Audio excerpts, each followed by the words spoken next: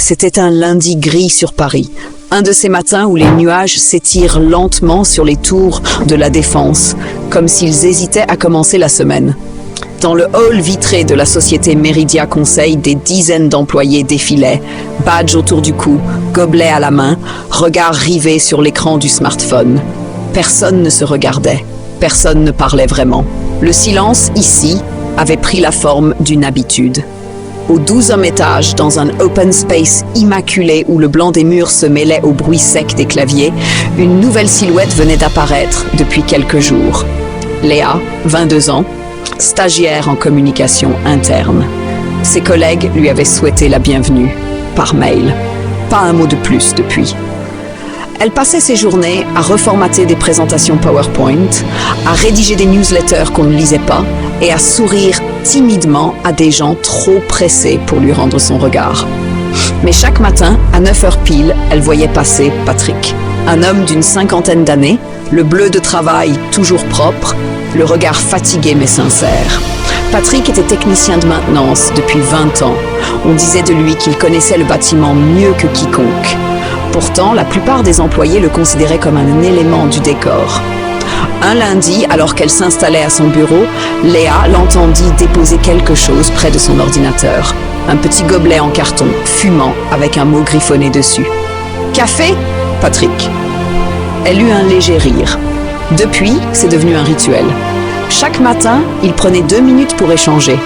Un mot sur la météo, une anecdote, une blague sur la machine à café qui tombait toujours en panne. Et petit à petit, dans la grisaille impersonnelle du bureau, cette pause devint son rayon de soleil. Un jour, alors que Léa riait à une histoire de Patrick, un des cadres, Marc, costume sur mesure et regard condescendant, passa derrière eux. Il s'arrêta, les observa, puis lança d'un ton faussement amusé. « Alors Léa, on fricote avec l'équipe technique maintenant ?»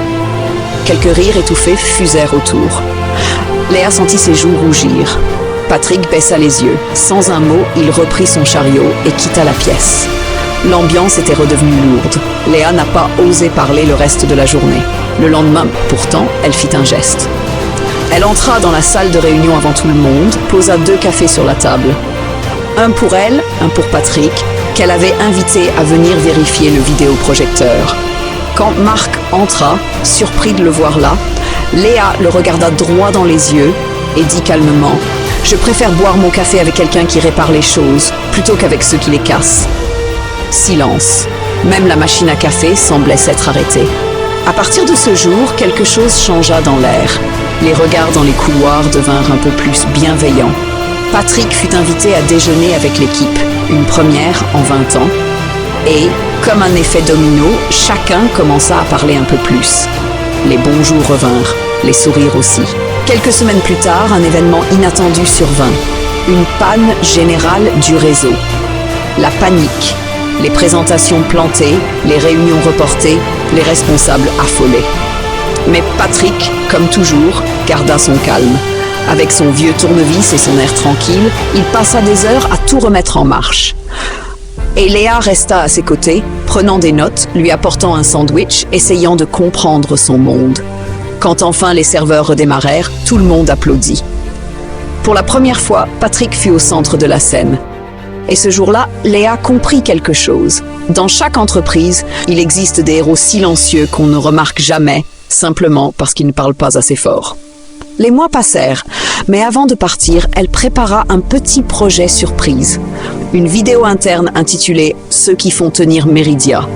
Elle y avait filmé Patrick, les agents d'entretien, les livreurs, les assistantes. Elle les avait interrogés un par un sur leur vision du travail, leur fierté, leurs rêves. La vidéo fut diffusée lors de la fête de fin d'année. Silence total dans la salle, puis des applaudissements longs, sincères, presque émus. Certains cadres avaient les larmes aux yeux, même Marc.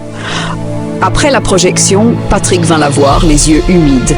« Merci mademoiselle Léa, c'est la première fois qu'on me dit que mon travail compte. » Léa sourit. « Mais Patrick, sans toi, tout s'écroulerait. » Quelques jours plus tard, elle reçut un mail de la direction. Sujet, offre d'emploi, chargée de communication interne. Et dans le corps du message, « Merci pour ce que vous avez fait pour l'équipe. Vous avez ramené le sourire dans nos couloirs. » Elle resta un long moment sans voix. Ce n'était pas seulement une offre, c'était une reconnaissance. Les années ont passé. Aujourd'hui, Léa est responsable de communication chez Meridia. Et chaque lundi matin, à 9 heures pile, elle descend au rez-de-chaussée, 2 cafés à la main. Patrick est toujours là, un peu plus ridé, mais toujours le même. Il s'assoit sur un banc, regarde les gens passer et rien. Parfois, un jeune stagiaire les regarde avec curiosité. Et Léa lui dit doucement « Tu vois, le secret d'une entreprise, c'est pas la performance, c'est la chaleur humaine. » Dans le grand monde impersonnel des bureaux, les ordinateurs changent, les logiciels évoluent, les objectifs se renouvellent. Mais certaines choses, elles, ne devraient jamais disparaître. Le respect, la reconnaissance et un simple café partagé entre 2 âmes qui se comprennent. Parce qu'au fond, il suffit parfois d'un sourire, d'un mot, d'un geste pour transformer tout un environnement. Et c'est souvent dans le silence des gestes simples que se cache la vraie grandeur. Moralité ?